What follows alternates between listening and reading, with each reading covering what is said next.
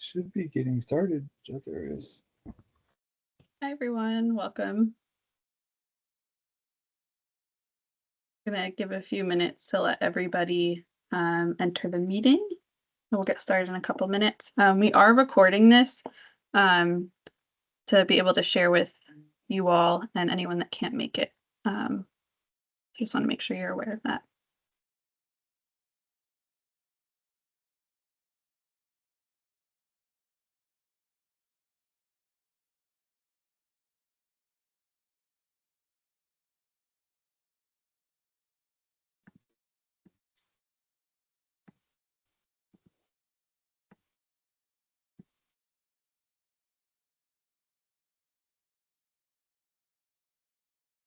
Welcome everyone that's trickling in. We're just going to give it a few minutes for more folks to join, and just letting you know that we are recording this meeting.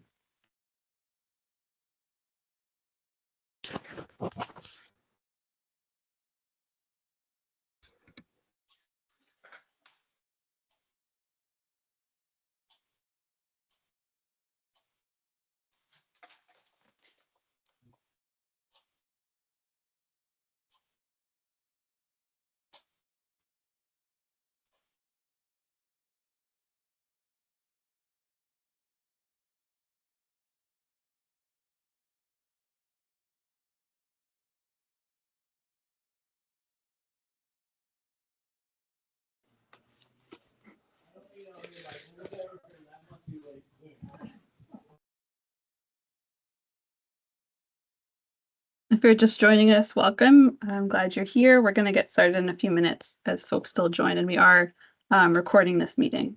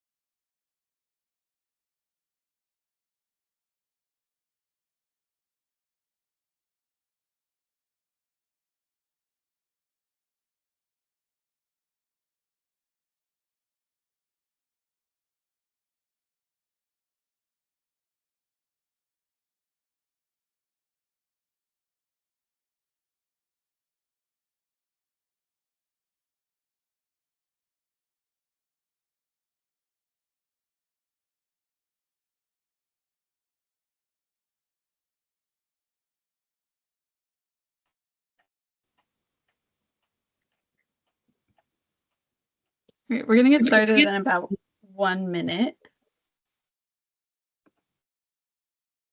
And for folks that are just joining, we are recording this meeting in order to be able to share it out for folks to look back on, and for anyone that couldn't make it. Please continue to hold.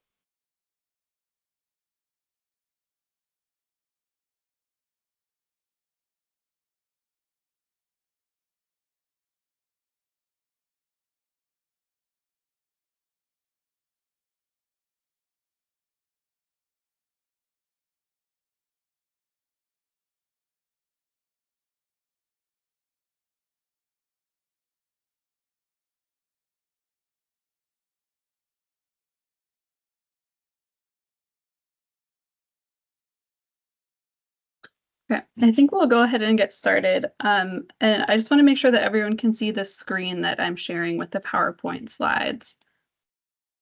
If you can't see it, if you can unmute and let me know, or put something in the chat or raise your hand.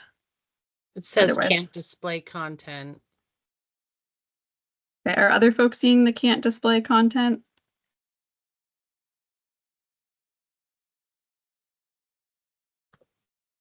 I can see your slides. Okay. I can see it as well. Okay. We've run into this last time where, one person couldn't see it, and I'm not sure. I think it might be the version of Teams that you're using. Teams can be a little finicky, and I don't know how to fix it, but we are recording it, and we will share out the slides after. I think in the meantime, if you are using Teams like in a browser and are able to download the Teams desktop app or mobile app, then you should be able to see it. And I'm sorry, I don't have a better answer for that. But we will definitely share out them so that you can see them after. And just thanks for bearing with me today. Normally, I have a second team member here to help me, but it's just me today. So I'll be trying to manage the waiting room and things at the same time as we get started. But my name is Claire Salerno. I use she, her pronouns. I'm a program coordinator with the Working Lands Enterprise Initiative. And the webinar today is to talk about the Business Enhancement Grant, which is open now for applications for fiscal year 25. And for folks that are just joining us, we are recording this meeting so that we can share out the recording so you can refer back to it, or anyone that couldn't make it today can watch it. And if you are having issues seeing the slides, I recommend trying to use the Teams desktop or mobile app. Otherwise, we will share out the slides and recording for you. And if anyone has accessibility requests to receive this or other information about the grant in an alternative format or for other accessibility requests, you can contact me. My information is here on the slide, Claire Salerno, claire.salerno@vermont.gov. My phone number is 802-917-2637. And my general availability is 7:45 to 4:30, Monday through Friday.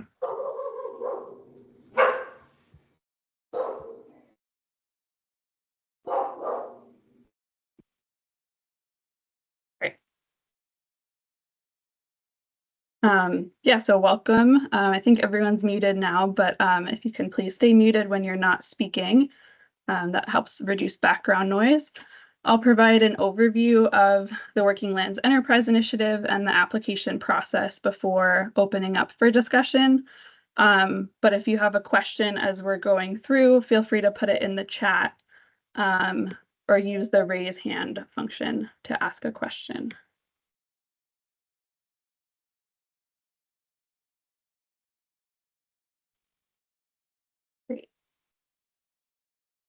So for folks that aren't familiar, the Working Lands Enterprise Initiative was created in 2012, and it's a program and fund that manages and invests about $1 million annually into agricultural and forestry-based businesses and organizations. To date, about $16 million have been awarded, and in this year, which is fiscal year 25, there are $1 million available. The overarching vision of the Working Lands Enterprise Initiative is that our shared working landscape is the foundation of Vermont's evolving culture, vibrant economies, healthy ecosystems, and sense of place. And the mission is to make strategic investments and develop policy recommendations that support a resilient and sustainable farm, food, and forest economy in Vermont.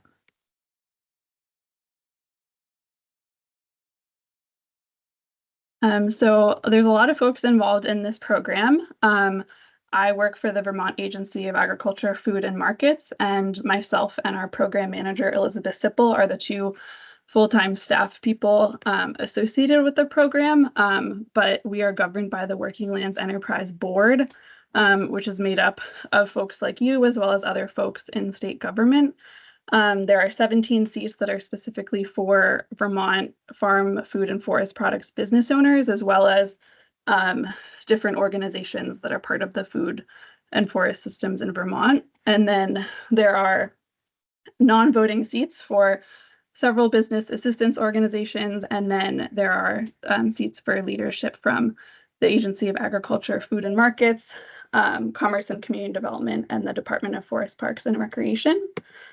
And in addition to those 20 board members, grant applications are reviewed and awarded through a competitive review process that's guided by people with experience in operating a farm, food, or forestry business, providing business assistance services, stewarding public dollars, and more. To give you some background on the annual grant cycle, The state fiscal year runs from July 1st to June 30th. So we're currently in state fiscal year 2025. And during the summer, the Working Lands Enterprise Board convenes several symposiums to strategize funding priorities. And then during the fall, agency staff conduct outreach and webinars to provide guidance on the upcoming application process, which is where we are now, at the same time that we've also opened 2 different applications, which are open for about 6 weeks. And then those will close and we'll go through the review process. So this is kind of the cycle that happens every year. And it can be a little different each year depending on how much money is available and then therefore what grants are offered. This year, fiscal year 25 with $1 million is much fewer dollars than we've had in the last few years. So there are fewer grant opportunities available. Speaking of, so there are 3 grants. We're here today to talk about the Business Enhancement Grant. We also currently have open the Service Provider and Producer Association Grant. And then in December or January, the Trade Show Assistant Grant will be opening. Some of you may be familiar that in past years, there have been up to $5 million available for Working Lands grants. And in those cases, there have been higher dollar grants for businesses such as the Supply Chain Impact Grant. We don't have that this year, and we won't know if that will come back next year until the state budget is finalized in May.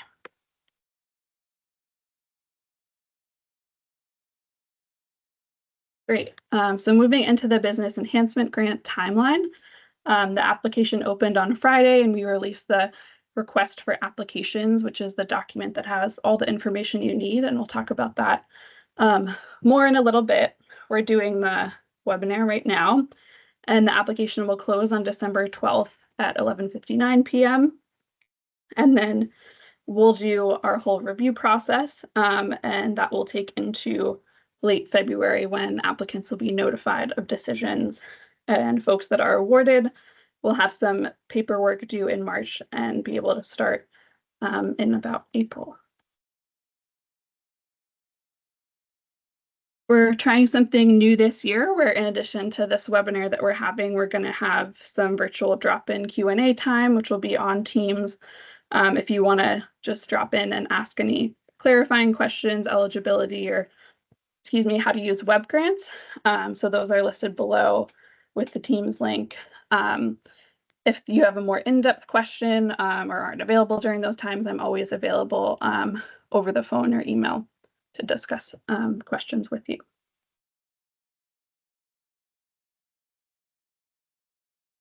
And a note on grant competitiveness. And we just want to be really transparent that every year there is far more demand for Working Lands grants than there are funds available. Over the past 2 grant cycles, about 19% of the total requested funds were awarded. And generally, you should expect that your project will either be awarded or not based on what's in the application.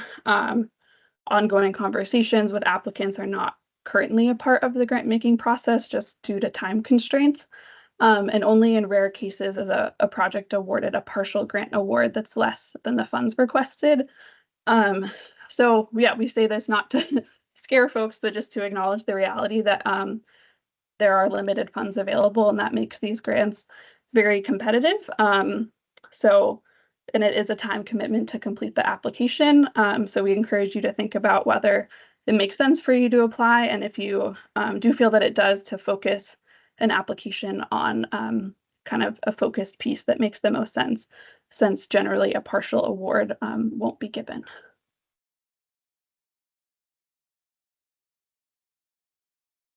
Just some key numbers about the Business Enhancement Grant. About $620,000 is available to award, and applicants can request between $10,000 and $50,000.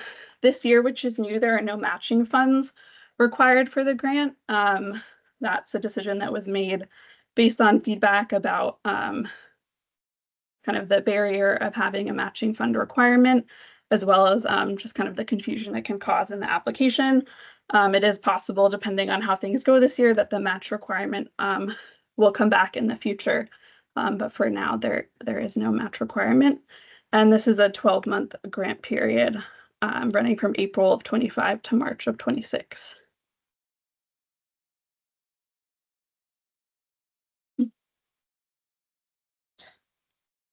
Okay, getting into the eligibility piece, there are some changes from past years.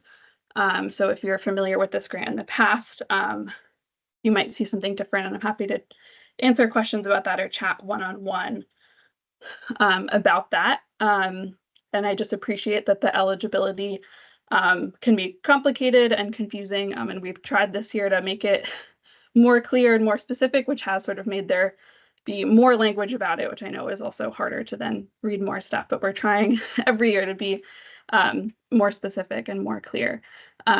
So just to say, overall, this grant is for Vermont working lands, businesses, and organizations, which broadly includes farm and forest products businesses, some food businesses and organizations, as well as agricultural or wood processing or distribution businesses can be eligible if they meet certain requirements, which I'll talk about in a second. And I would say overall, any like food processing distribution applicant, it's really important to make Vermont product sourcing very clear in the application, to make it very clear that you are indeed eligible. And then this is what maybe is slightly different from past years, is that because we have more limited funds available this year, we're specifically focused on working lands businesses that are producing food, fiber, and forest/wood products. So I'll talk about what that excludes in a second. And in the future, if more funds are available, the grant may be opened up to non-food or non-fiber agricultural businesses. Okay, so I'm going to walk through kind of the different broad categories of eligible applicants, starting with farms. So generally, this grant is for farms within agriculture sectors that are producing either food for animal or human consumption or fiber products. So the specific sectors that includes are listed here. And if you are one of those farms, you can be any size. You can be a small farm or a large farm or a medium farm and apply. Because this grant is focused on food and fiber products, farms or projects related to cannabis, Christmas trees, equine flowers, hemp grown for non-food such as topical CBD products, or nursery horticulture crops are not eligible this year. Some of these have been eligible in the past, so that's a change. And in the past, we also just weren't that specific. So we're trying to be very specific this year. And then the other piece is that businesses that grow food or other agriculture products exclusively indoors without any outdoor land component are not eligible. And we think those businesses do great work and are excited about them. But because this grant is focused on the broader working landscape, they're not eligible, but are eligible for many other types of grants or services. So please do check those out. Okay. Okay, moving into the eligible applicants on the forest product side. So basically any primary forestry business that uses Vermont grown logs, pulp, veneer, any type of wood product is eligible. Moving on to like the secondary wood business side, such as a woodworker or a manufacturer, a pellet mill, are eligible. It's really important that if this is you, that you identify the species mix of wood and the known origin of wood products used by your business in the application. And secondary wood businesses that source more wood from Vermont will receive higher scores than those that do not source wood from Vermont. And then relatedly, a wood product trucking or distribution business that is transporting Vermont produced wood is eligible. And you should be prepared to provide the % dollar value of Vermont produced wood products distributed in order to be competitive. Okay, moving into the sort of value added agriculture, food businesses, processing, ag distribution. So overall, many of these are eligible. And again, it'll be really important that in the application, we're asked to provide % dollar value and source of Vermont produced ingredients. So generally, if you're a value-added food business, like making a specialty food product or a beverage product, or if you're a value-added fiber business, such as like a yarn business, you should be sourcing at least half of your raw ingredients from Vermont, or are applying for the grant to increase use of your raw ingredients to be at least half from Vermont.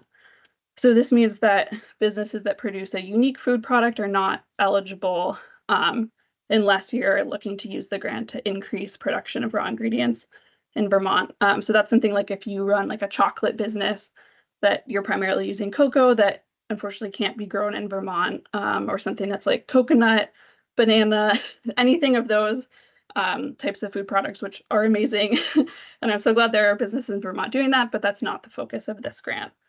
And then similarly to the wood product side, if your business is trucking and distributing Vermont produced food or fiber products, you are eligible.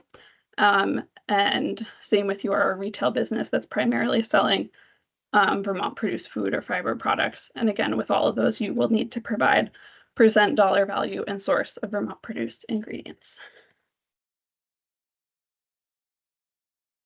And then the last sort of bucket of eligibility to keep in mind is whether or not you've received a previous Working Lands grant. So if you received a grant last year in FY24, you are not eligible at all. And then folks that received some of our larger dollar grants in the last 3 years are not eligible, and they're listed here.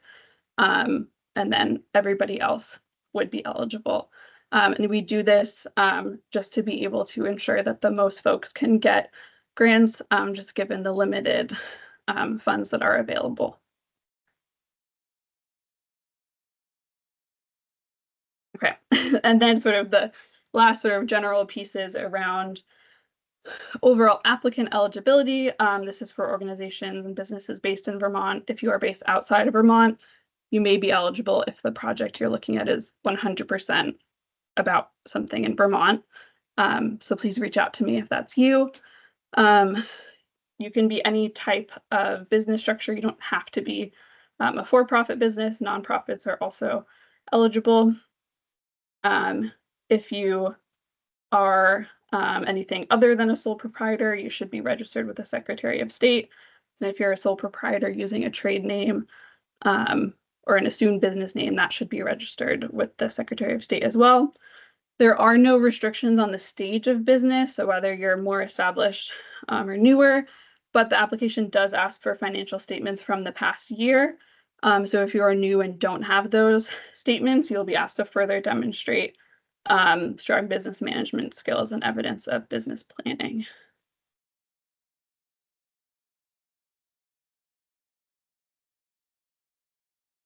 All right, so moving away from kind of the broad eligible applicants into the eligible projects, I'm just checking we do have a question in the chat about food scrap composting companies. That is a good question. I think we should chat offline. There have been some, I believe, composting projects in the past. I think most of them are more related to farm composting. So let's chat further to discuss that over email or phone. Yeah, so moving into eligible projects, generally the buckets of work that's covered is pretty broad. It could be any type of infrastructure project, marketing, branding work, research and development, or workforce training and development. The infrastructure does include building and equipment costs.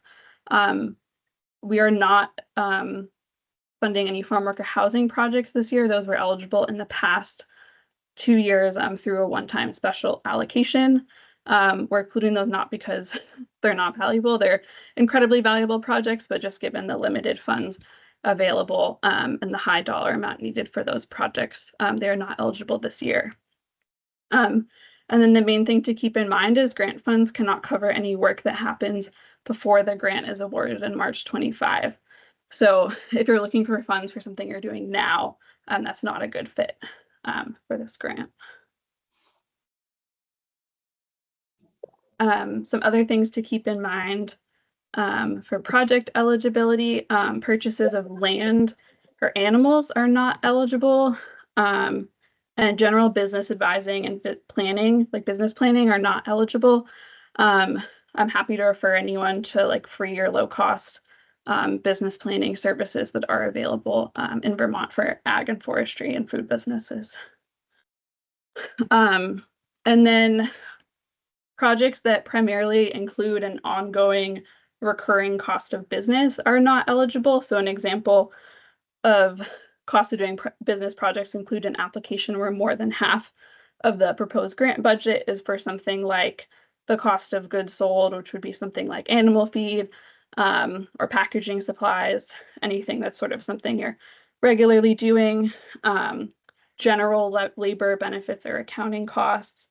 You can certainly put labor into your grant work related to like building costs or kind of labor you're doing for the specific project. But just kind of broad, like paying for labor is not eligible. And then if you're using more than half of the budget for repair or maintenance of older or like equipment that's in disrepair, that's critical to business operations and should be regularly serviced or maintained. And then using more than half of the grant budget for utility bills is not eligible. You can include up to 10% of the grant budget can be for indirect costs. So just like these kind of general costs for your business.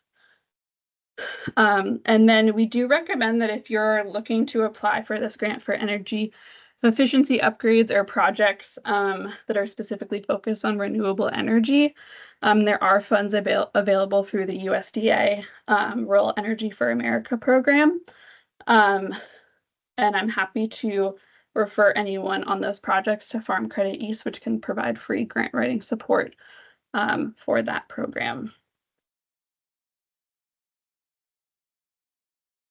Okay. So thank you for bearing with the different eligibility pieces. I'm sure there might still be sort of unique questions that are coming up, which we can discuss at the end or chat one-on-one about. So for how to apply, there's sort of two main pieces to look at and go through. The first is the request for applications, which is abbreviated as RFA. I don't love that term. It's a term that's used in the grant world, so we use it, but I think it's a little confusing. Basically, it's a document that has all of the information about the grant, including the grant overview and contact information, the eligibility criteria. So everything that I just went through, plus more examples, is in that RFA. It has all of the application questions. It has the scoring criteria, and then it has information about the grant management requirements if you're awarded, such as like paperwork you'll need to submit, what the payment schedule is like, that kind of thing. So it really has all the information, and please read the entire RFA before applying for a grant. I know it is long. Every year we try to improve it and make it more clear. I'm sure there are things we can continue to improve, but all of the information does live in that document. And then Web Grants is the online system where you actually complete and submit an application. So you should read the RFA and look through all the information, but then to actually apply, you have to go into our online system. And if you end up being awarded a grant, you'll use Web Grants to submit reports and request payments. And we are available to help with any issues you experience in the system. I put the web address here, and in a little bit, we'll do a little demo of what the system looks like. So these are kind of the three really distilled steps of how to apply. Read the request for application so you can understand the all of the eligibility and make sure you meet it and understand the application process. And then if you don't have an account in Web Grants, you should register and then complete your application in Web Grants. All right. So now I'm going to walk through the broad application content. And again, this is all in the RFA that you should read through. So the first section of the application is general information about you or whoever is doing the application. It does include that was new as of last year, some voluntary demographic information, which is anonymous, and it is linked in WebGrants, but it's in a separate form, so it's impossible to link it to your application. And then there's a section about your project and your business or organization, which includes a summary of the project, the staff or partners that are involved, the overarching like goals of your business and business management, and then an upload of business financial statements, which is a balance sheet, both a prior and current year profit and loss statement and cash flow statement. And if that's not something you're familiar with, we have in the RFA are linked quite a few examples and templates for you to create these if it's not something you currently have. And then the next section is called intended project impact. And that's where you can indicate kind of what the broader impacts of the project would be, which might include increasing your sales, making your production more efficient, adding jobs, and community like equity impact, climate adaptation. There's a whole list. We're not expecting that folks have an impact in all those areas. Those are just like the priority areas of impact for the program. So if you only have impact in one area, but it's really strong, that's great. So just fill it out for whatever applies to your project. And then the goals and expected measurable outcomes are things that are specific to your project, which might be related to some of the impacts. So it might be that you want to buy a new piece of machinery, and that's going to enable you to double your production. So that might be a goal or outcome that you put in there. They can be more qualitative, like such as improving the quality of life for your workers. It's pretty broad, and we have some examples that are linked in the application to look at. And then the next section is a work plan of the steps to complete your project, such as buying the equipment or building something or updating the website, whatever it may be. And then you'll fill out a project budget. And if you have any budget items that cost more than $5,000, such as hiring a contractor, a piece of equipment, whatever it may be, you should upload a quote for that so that we know that you've done research on the price and that the amount you're requesting matches the price for the work.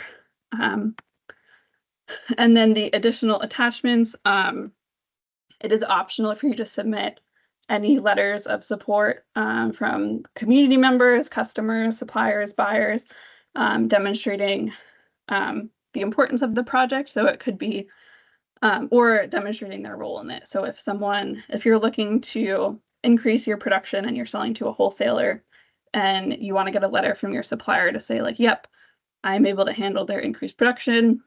And if they think it's going to be great for them, they can speak to what the benefit would be. Or it could be a customer saying like, I'm really psyched that this business wants to like update their farm stand. Like, I think that would be great for me, and explaining why. So those are just some examples. It can be pretty broad. They don't have to be like fancy, super nicely written letters. It really just depends on, who's doing it or what the purpose you feel it serves is. And you are also free to upload any other documents that you think would help explain the project to reviewers. So if you are looking to build something and you already have like a plan or a blueprint, or if you want to put like pictures of what the existing thing is that you're looking to replace to help people understand what the change might be.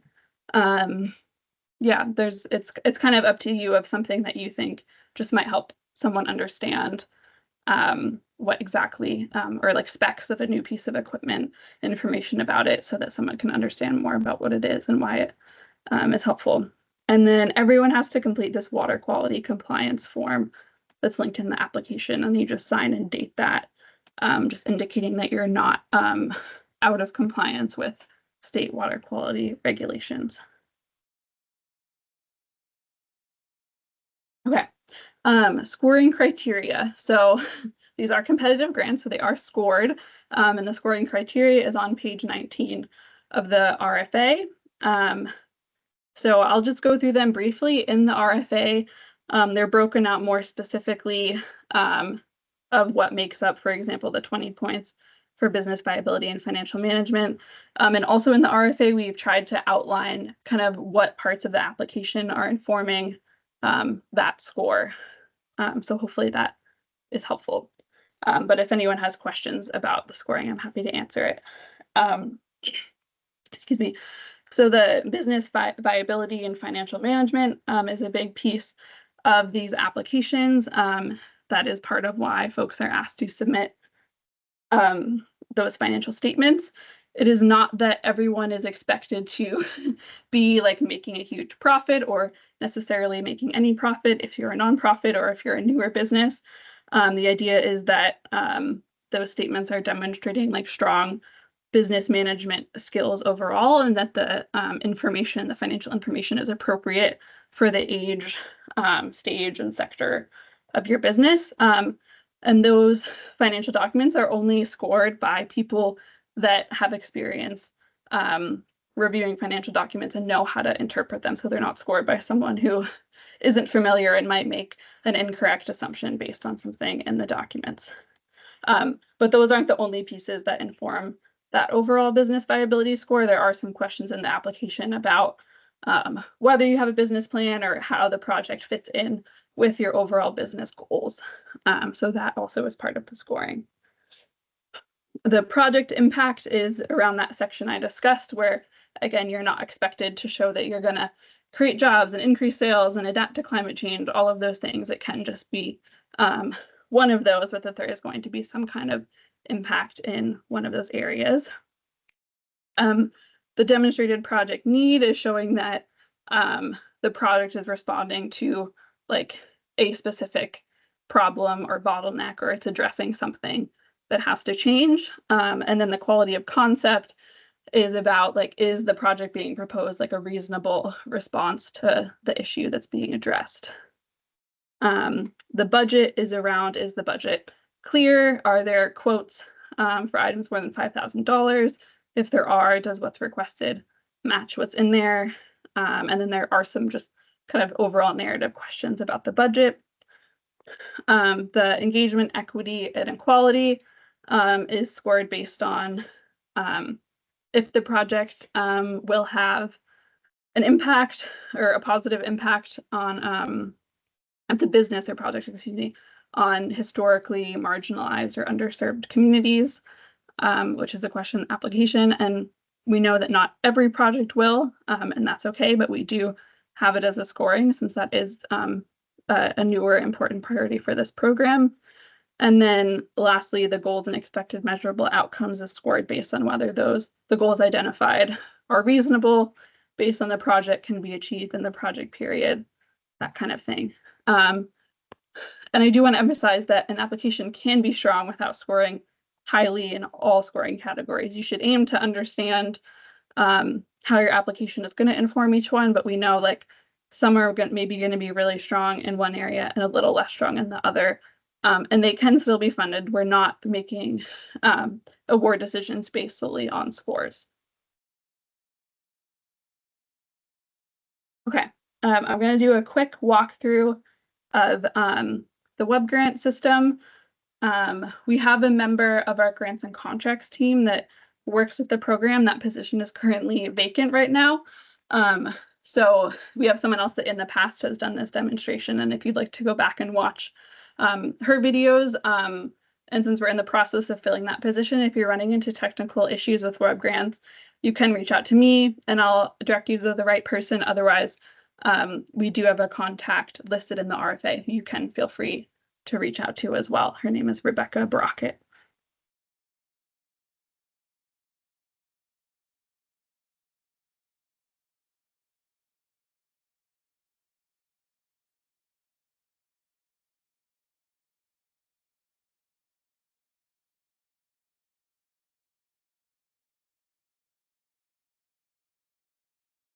Folks, just let me know if you can't see the web grants screen here. Otherwise, I'll presume that you can see it. Great.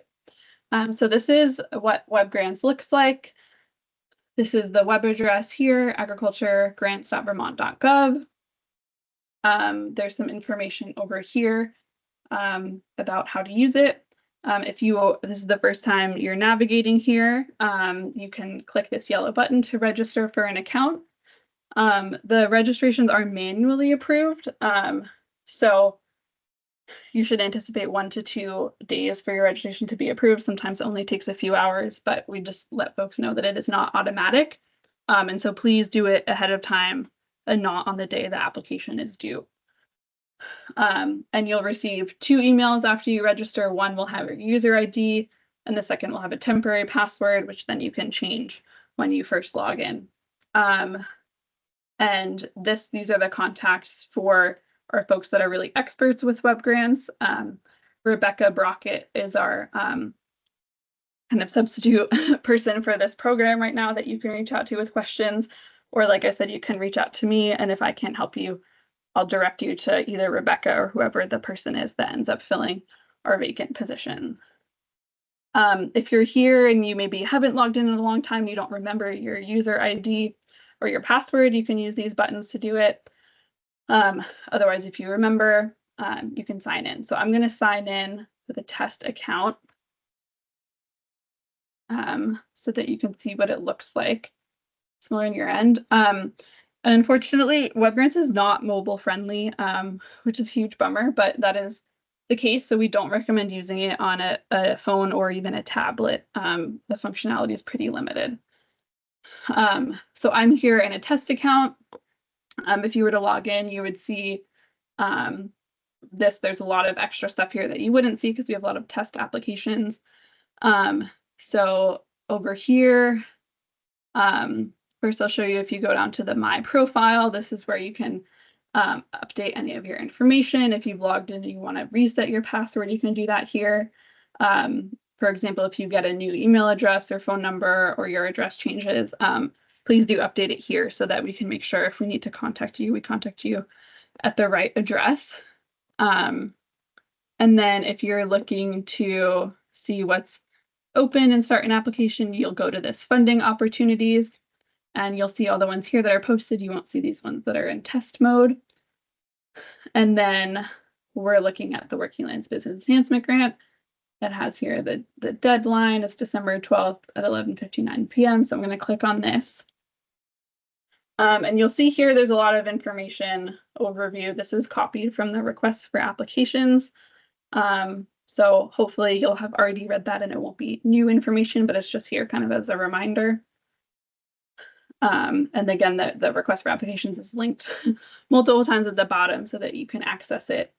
And then we do have some other resource and guides for you that are helpful. I will link to this web grants application guide, which we also have linked on our website and in the request for applications. This is a technical guide that has screenshots of what I'm walking you through now. So if in the future you're looking to go back and get the step-by-step, this is a good place I recommend going, especially if you don't want to go back and watch a recording. Great, so you've read through that, you're ready to get started. You'll click this green Start New Application button. And this is a little bit of a funky form here. You'll give your application a title that maybe summarizes what your project is. I'm just going to put demo test here. I want to be the primary contact, so I'm going to click save. And then it's going to ask me again what I can update the title again, and then it's making sure that I have the right organization here.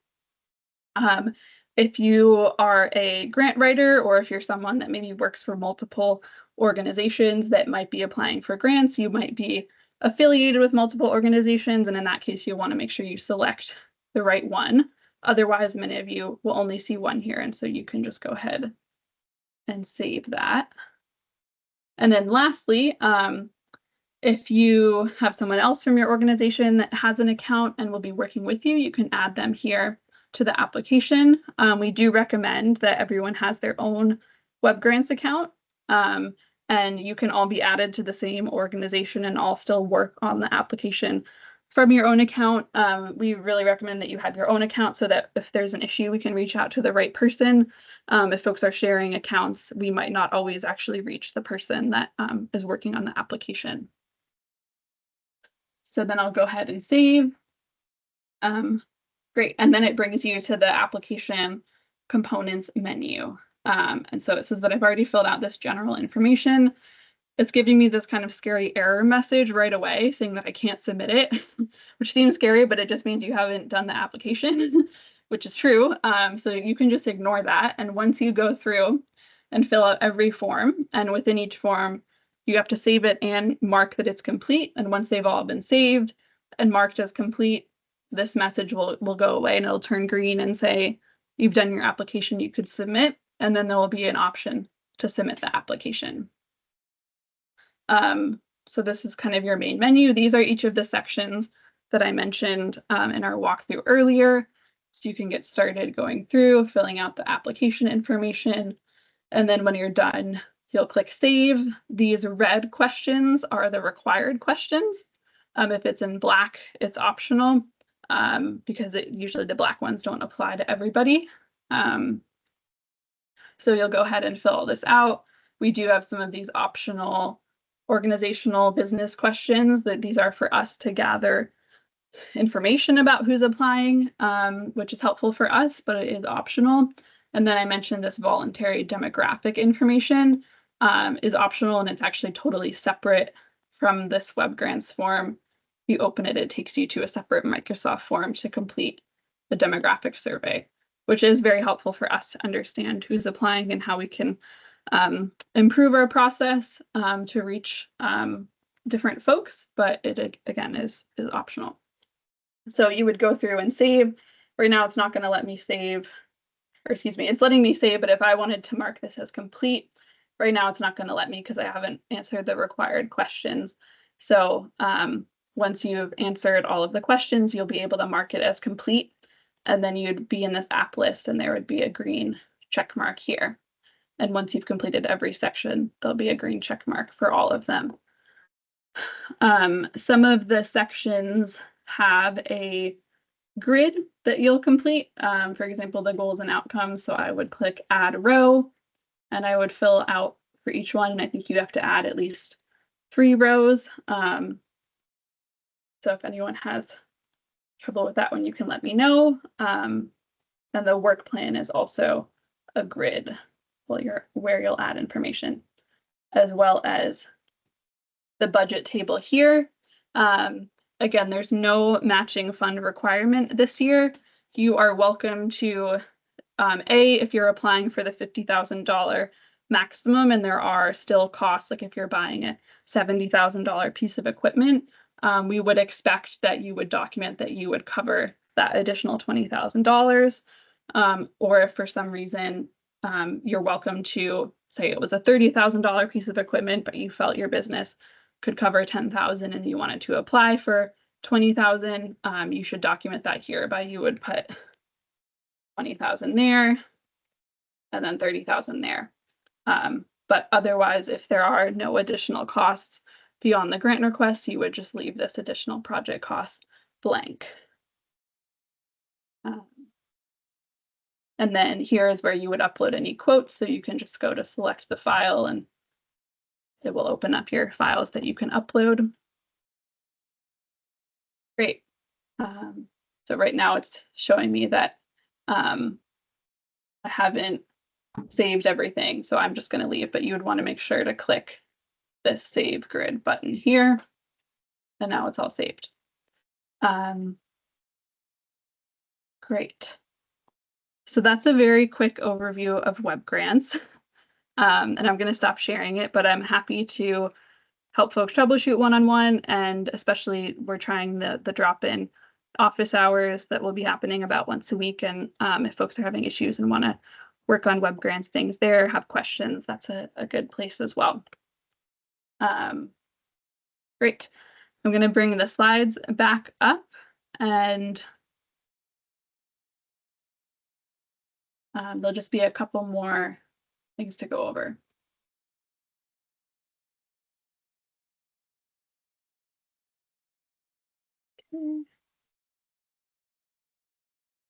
Okay. So just going over some final resources and tips. We do have a frequently asked questions document on our website that you can read through as well before you reach out with any questions. Overall, I recommend starting early, compiling your documents, finalizing project info. If you want to submit letters of support, contacting folks for those early on. I'd say the main piece of advice is read through the entire RFA and scoring criteria.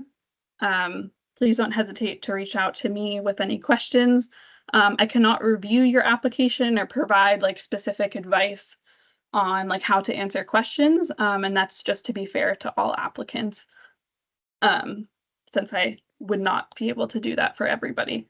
I also can't specifically estimate whether your project will be funded. I can give you guidance on whether it sounds like it fits within the scoring criteria, or like if it's like a broadly like project that seems like is worth spending your time applying for, but I don't know how many applications we'll receive or in what amount. So it's impossible to say whether or not your project will be funded. So due to last. Okay. So in terms of thinking about your chances of being funded, I just recommend focus on the scoring criteria and explaining in your application how your project meets each part of the scoring criteria. And for folks that prefer, you're welcome to draft documents like in a Microsoft Word or Google Doc and then enter them into web grants later on. That's totally up to you and your preference. Other things that I encourage folks to keep in mind is just assume that anyone reading your application isn't going to know anything about your business. The reviewers certainly know a lot about farming and the food system and forest sector, maple, all those things, but they might not know your specific organization. And so think about kind of what are the basic pieces of information that someone who doesn't know anything about you would need to know.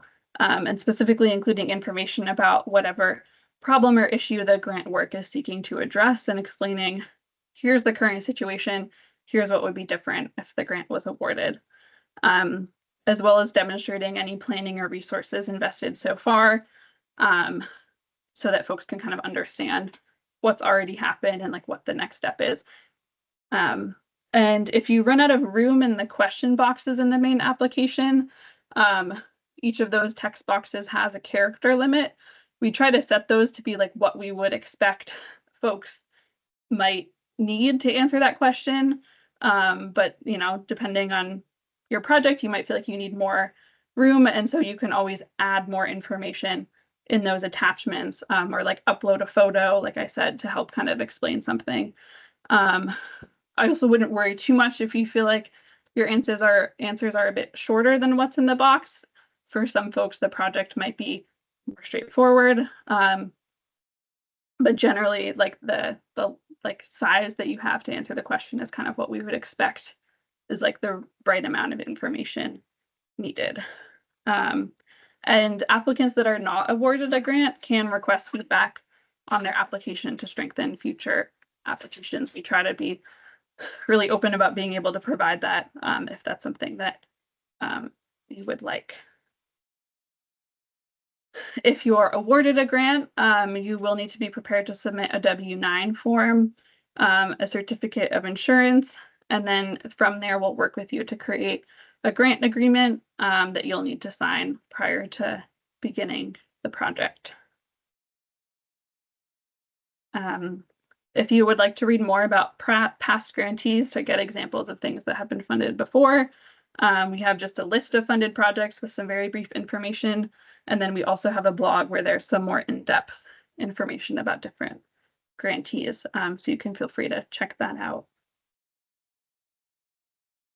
And generally for staying in touch, you're welcome to sign up for our weekly newsletter, check out the grant calendar.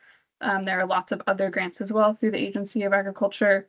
You can follow us on social media, and then my contact information is here as well. Great. All right. I know that we are very close to time, and I appreciate you bearing with my long and detailed presentation. But I will anyone has questions, especially general questions that you want to ask now, feel free to unmute or put them in the chat. Yeah.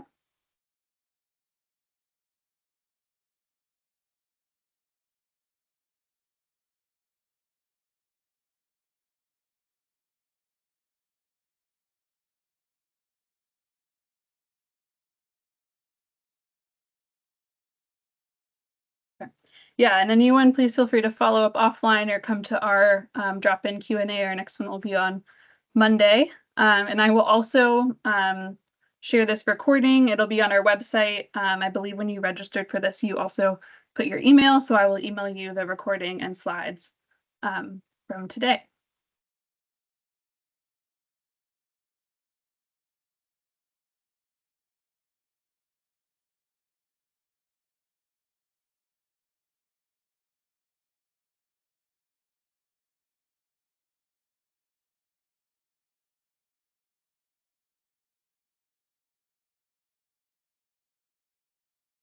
Okay, there's a question that says, is simplicity in potential grant project favored over more complex projects? That's a great question. I would say not necessarily. Like, there have been complicated projects that have been funded, I think just based on the nature of the project, of the organization. So those certainly can be funded. But I would say overall, if you can, any effort you can make to simplify the project, whether that's like maybe removing an element that you don't feel you absolutely need funding for, I think is always helpful.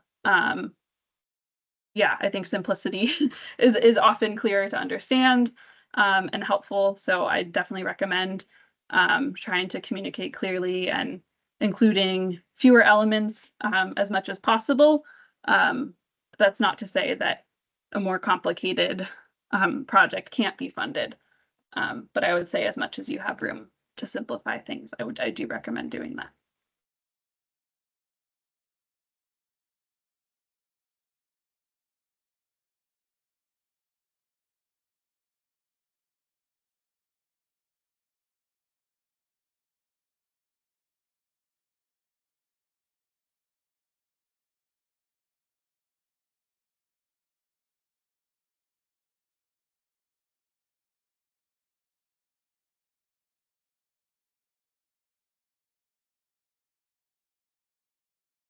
Great. Well, if there's no more questions, then I think we can wrap up.